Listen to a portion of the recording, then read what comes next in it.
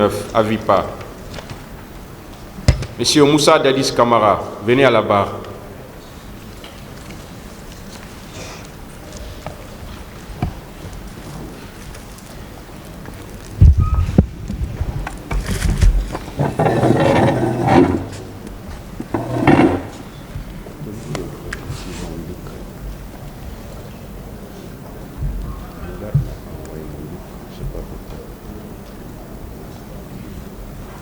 Asseyez-vous, monsieur Camara. La partie civile avait la parole pour ces questions. Vous pouvez continuer. Je vous remercie, Monsieur le Président, honorable assesseur. Monsieur le Président Moussa Dadis Camara, vous êtes en forme? Bien, par la grâce de Dieu. Je vous remercie. Je vous pose une question par rapport au massacre du 28 septembre. Selon certaines parties civiles que nous défendons, vous seriez présent au stade ce jour et plus précisément au niveau de l'esplanade dans un véhicule banalisé en train de suivre les mouvements. Est-ce que vous le confirmez? C'est pas vrai. C'est pas vrai.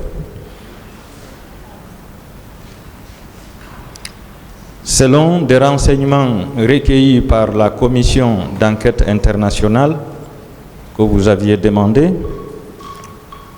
vous auriez donné ordre de tuer tout le monde. Est-ce que vous le confirmez? C'est pas vrai. C'est pas vrai. Je vais vous lire la page 47, le point 220 du rapport de la commission d'enquête internationale. La commission déclare: la commission a reçu de nombreux témoignages indiquant que les auteurs de violences exécutaient des ordres lorsqu'ils se trouvaient au stade. Une victime a rapporté qu'un béret rouge lui avait demandé: pourquoi vous êtes venu au stade? Maintenant, je ne peux rien faire pour vous aider. Tandis qu'une autre qui suppliait un militaire de ne pas la tuer lorsqu'elle a été découverte dans sa cachette au stade vers 15 heures, a rapporté qu'il avait répondu: bâtarde, c'est moi qui t'ai appelé. Dadis nous a dit de vous tuer tous. Qu'est-ce que vous répondez par rapport à ce renseignement recueilli par la commission d'enquête internationale dont vous étiez demandeur? Ce sont des faux renseignements. Et vous-même, vous vous rendez compte, vous êtes un avocat. Ce sont des hypothèses. Moi, je ne suis pas là pour affirmer des faits qui sont purement et simplement gratuits. Je suis là pour des preuves. C'est pour cette raison, toute affirmation ou toute question tendant vers la diversion ou des hypothèses, je ne suis pas dans cet esprit. Si cette commission, comme vous venez de lire, cette commission dit, ça ce sont des personnes qui ont parlé. Mais cette commission n'a aucun élément de preuve. C'est là où nous sommes. On n'est pas là pour un débat houleux. Nous sommes là pour des preuves. Moi, ce sont des preuves. Je veux que... Est-ce que ces déclarations sont exactes? Ces déclarations sont... Exactes, du moins. Ces déclarations sont fausses, nulles et non avenues. D'autres questions? D'accord. Mon président, nous ne sommes pas à la phase des preuves. Monsieur le Président, le colonel Tcheboro Camara disait qu'il ne recevait d'ordre que de vous et du Premier ministre. Est-ce que vous le confirmez? Par rapport aux événements du 28, oui. Par rapport aux événements du 28 ou bien par rapport à quoi? Oui, par rapport aux événements du 28.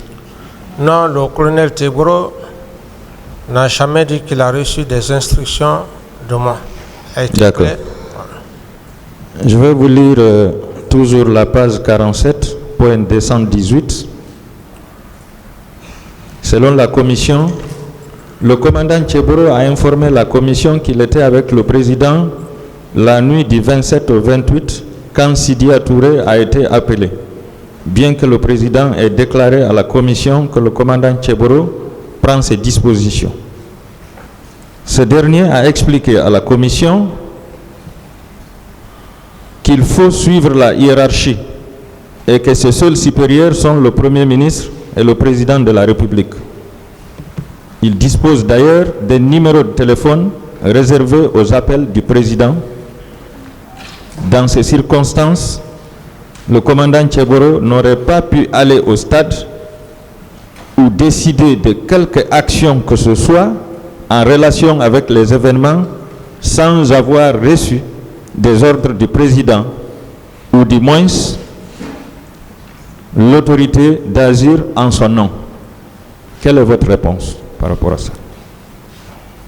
Ma réponse est que le colonel Teboro connaît parfaitement ses attributions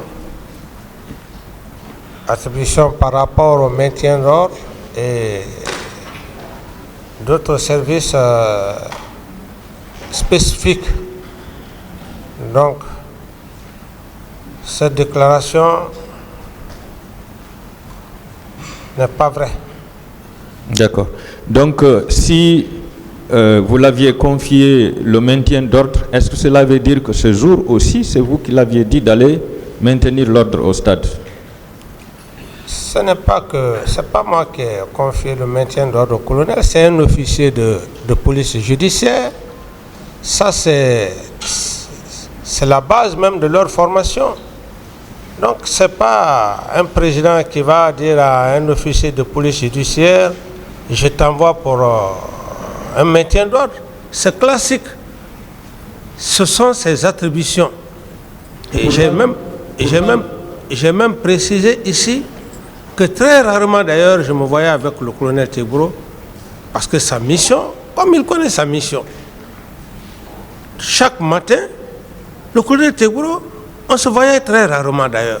Donc c'est pas que j'ai dit au colonel Teboro, bon, vous êtes chargé. Non, tout ça ce sont des affirmations non fondées, maître. Et pourtant le colonel Pivi disait dans son procès verbal d'interrogatoire qu'il a appris de vous que c'est vous qui avez amené le colonel Teboro au stade pour le maintien d'ordre. Ce n'est pas vrai, je ne réponds pas à cette question. Maître. Le lieutenant Toumba aussi disait qu'il ne recevait d'ordre que de vous. Est-ce que vous confirmez ça? Reprenez la question. Le lieutenant Toumba, il disait qu'il ne recevait d'ordre que de vous. Est-ce que vous maintenez ça?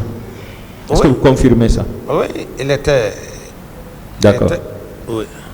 Tous les deux, je vais parler du colonel Teboro et du lieutenant Toumba, tous les deux ont déclaré à la commission d'enquête internationale qu'ils sont partis au stade sous vos ordres qui consistaient à protéger les leaders politiques. Oui ou non, Monsieur le Président? Non, et je reprécise. Vous savez, le problème, il est très simple. Moi, je ne dois pas parler à la place des accusés. Et je ne suis pas là pour accuser, je suis là pour des faits pour lesquels je suis devant le tribunal et ces faits sont précis. Si M. Toumba lui-même... Votre micro n'est pas allumé. Je dis si, monsieur... Appuyez sur le bouton. Je dis si. Oui, c'était... C'est le micro qui n'était pas allumé, maître. C'est allumé maintenant, s'il vous plaît. Continuez, monsieur Camara. Je disais, maître, je disais que je ne suis pas là pour accuser des gens. Je suis là pour que le tribunal sache qu'est-ce que je fais en matière de complicité et autres. C'est ce qui est le plus important. Mais cette question, je veux encore repréciser. Vous avez éteint aussi. Est-ce que le micro fonctionne bien ou bien c'est vous qui l'éteignez? Vérifiez le micro, s'il vous plaît. Maître, s'il vous plaît, arrêtez. Ça, le tribunal ne vous comprend pas ce matin. Hein. Ce n'est pas ce qui ne va pas. Voilà, s'il vous plaît, calmez-vous. Voilà, je peux. Ça s'est éteint encore. On peut replacer. Changer ce micro-là. Alors, je disais, maître, par rapport à votre question,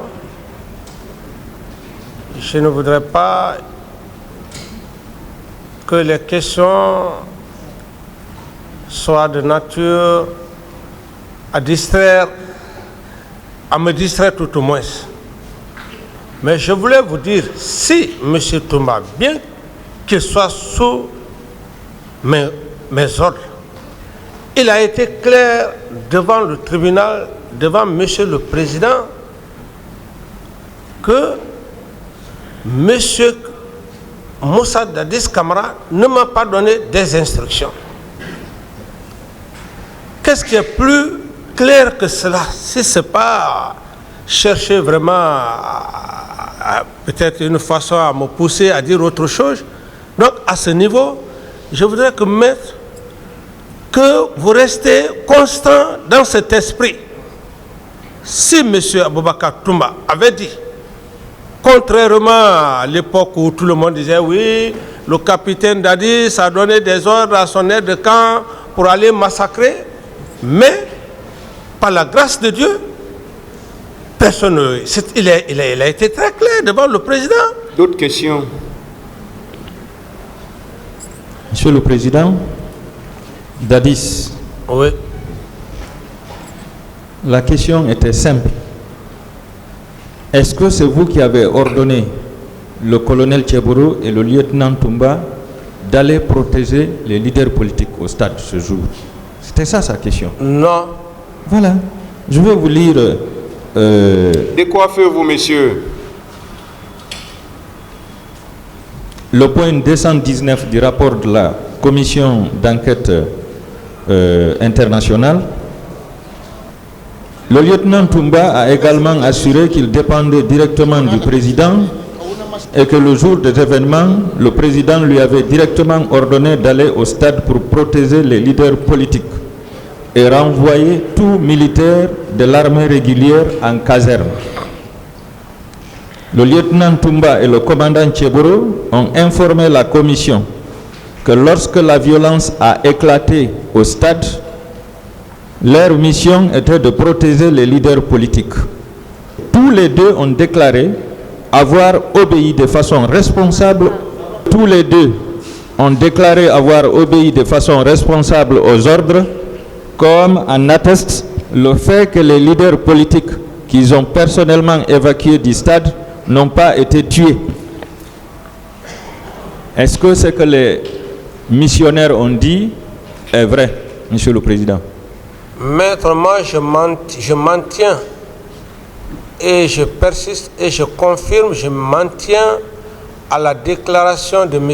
Toumba devant le président et ses assesseurs et la déclaration du colonel Tchebourou. Je maintiens à ces déclarations. Toute autre déclaration contraire à leur déclaration ne m'engage pas par rapport à ce que vous venez de lire. Est-ce que, Monsieur le Président, donner l'ordre d'aller protéger les leaders politiques ne suppose pas qu'un massacre était programmé? Reprenez la question. Est-ce que donner l'ordre pour aller protéger les leaders politiques en ce jour de manifestation ne suppose pas qu'un massacre était programmé? Mais M. Camara n'a pas donné d'ordre. La seule personne que M. Camara pouvait donner ordre, c'était M. Toumba Diakité. C'est à lui seul que M. Camara devrait lui donner ordre. Et M. Toumba a été clair devant le tribunal que, contrairement à ce que tout le monde disait à l'époque, il dit que M. Camara ne m'a pas donné des instructions pour aller au stade, plutôt qu'il aurait appris que j'étais parti au stade à ma recherche. Mais je ne peux pas répondre à cette question, maître, avec tout le respect que j'ai pour vous. D'accord, Monsieur le Président. Je passe. Lorsque vous déclariez le lendemain du massacre du 28 septembre que les leaders politiques avaient envoyé les enfants des autres à l'abattoir, qui étaient les bouviers, Monsieur le Président? Je n'ai pas de réponse pour ça, maître. Vous n'avez pas de réponse. Est-ce que vous vous souvenez d'avoir fait prêter serment à toute l'armée guinéenne de vous obéir, d'obéir à son ministre de la Défense nationale et de vous rester fidèle en tout lieu et en toutes circonstances? Est-ce que vous vous souvenez? Je n'ai pas de réponse à cette question, maître. Vous n'avez pas de réponse. D'accord. Tout le peuple de Guinée se souvient de ça. Est-ce que cela veut dire que vous étiez le chef suprême des armées? Je n'ai pas de réponse à cette question, maître. Mais vous étiez le commandant en chef des forces armées quand même, qui présidait le Conseil supérieur de la défense, qui nommait les officiers et les sous-officiers et qui pouvait engager le pays en guerre. Oui ou non, Monsieur le Président? Je n'ai pas de réponse à cette question. Vous n'avez pas de réponse. Mais sachez que, en droit, et plus précisément ici, dans ce procès, qui ne dit mot consent, hein? Savez-vous qu'à partir de ce serment que vous avez fait prêter à tous les militaires, tous ces militaires agissaient sous vos ordres et comment dirais-je, et ceux du ministre de la Défense nationale? Est-ce que vous savez ça? Ceux qui ont agi contrairement à la loi, ça n'engage que eux. Ça n'engage que. D'accord. Ça n'engage pas M. Camara. Est-ce que vous reconnaissez, Monsieur le Président, que la réplique des militaires contre les manifestants était savamment préparée par vous, vos ministres et la hiérarchie militaire? Non. Le micro. Non. Non. Vous avez dit ici que les bérets rouges sont formés pour tuer. Est-ce que vous maintenez ça? Vous dites? Les bérets rouges sont formés pour tuer. Est-ce que vous maintenez ça?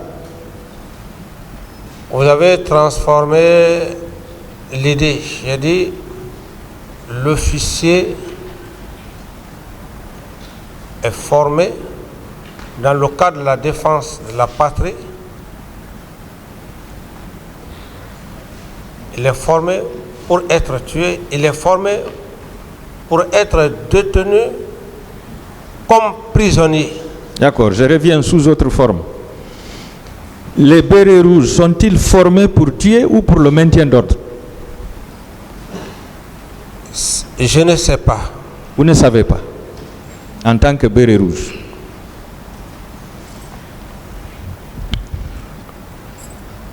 Alors, le lendemain, comment dirais-je, dans la matinée du 28 septembre, pourquoi vous, chef de l'État, commandant en chef des forces armées, je dirais même chef suprême des armées, pourquoi vous n'avez pas tenu un rassemblement général de toute la garde présidentielle pour ordonner leur casernement pour la journée du 28, pour ne pas qu'il y ait de débordement?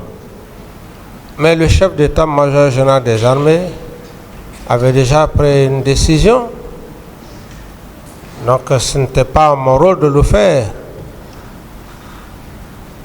Le chef d'état-major général des armées, il avait déjà appliquer cette loi, ce règlement.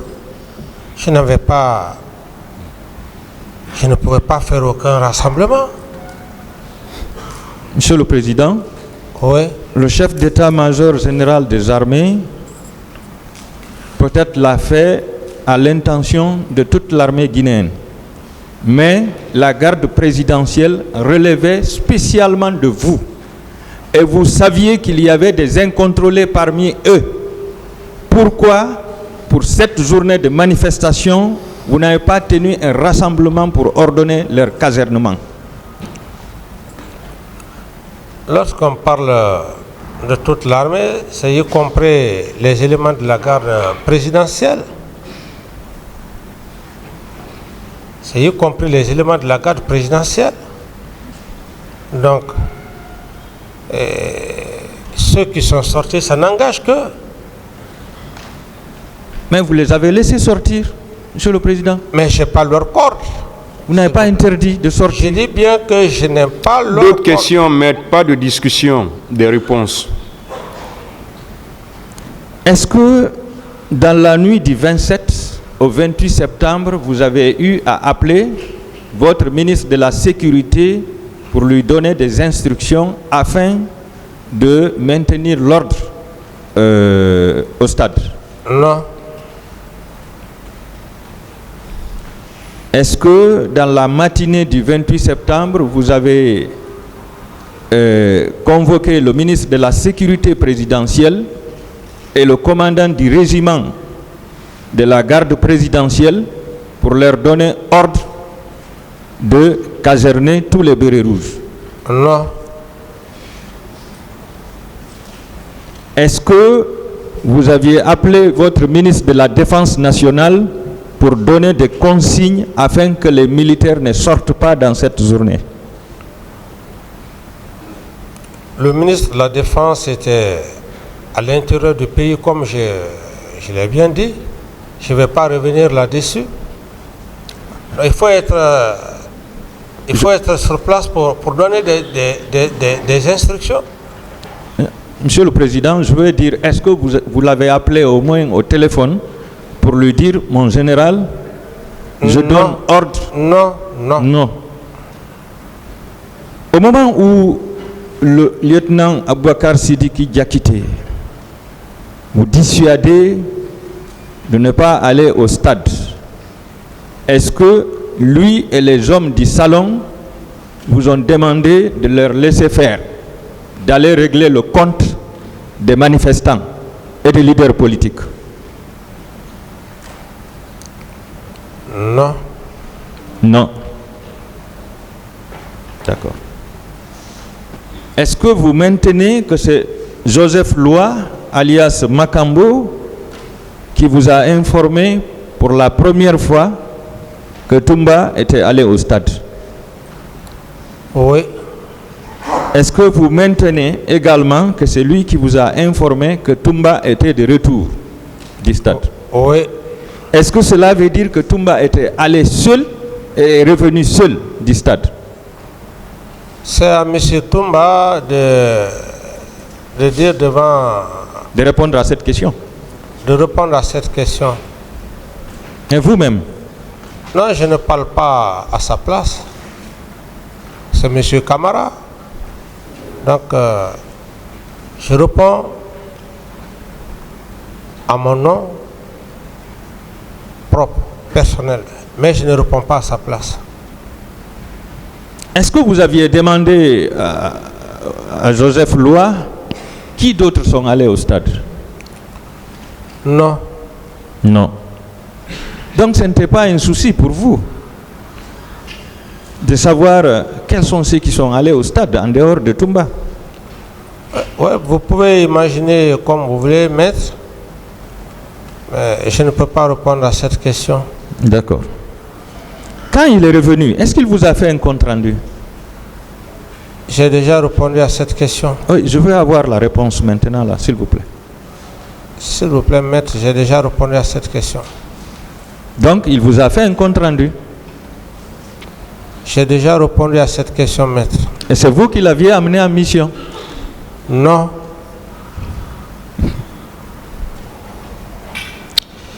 Est-ce que son compte-rendu l'accablait? Vous dites? Est-ce que son compte-rendu l'accablait? Son compte rendu le... Si ça l'accablait. J'ai suffisamment parlé de ça, maître. Je ne reviendrai plus là-dessus. Non, vous n'avez jamais parlé de ça. Certes que j'ai déjà parlé de ça. Je ne vais plus revenir là-dessus. Vous ne voulez pas revenir là-dessus. Oui. Est-ce que sur le champ, vous vous êtes dit que Toumba était coupable de ce massacre? J'ai suffisamment parlé de ça et je ne voudrais plus revenir là-dessus. Vous ne voulez pas répondre. Est-ce que vous aviez immédiatement saisi le ministre de la Justice à l'époque pour déclencher des poursuites judiciaires contre Toumba? J'ai parlé de cela, je ne vais pas revenir là-dessus. Je dis que j'avais fait appel à la commission internationale et créé un comité de crise sous l'égide du ministre de la Justice et de son chef hiérarchique, le Premier ministre.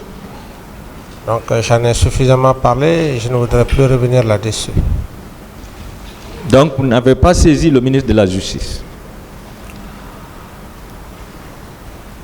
Comme vous pouvez l'imaginer, maître, j'en ai déjà parlé. D'accord. Vous avez dit dans votre PV, quand vous avez été informé qu'il y a eu beaucoup de morts au stade, vous êtes rentré au bureau, vous vous êtes mis à pleurer.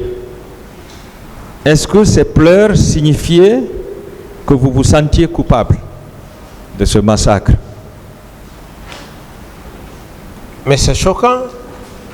C'est choquant lorsque vous apprenez qu'il y a eu des morts, même une seule personne, pour une personne normale. J'estime que c'est un cas très choquant. Voilà. Et je ne peux pas vous décrire l'émotion, maître, je ne peux pas vous décrire l'émotion. Je veux juste vous dire, dans de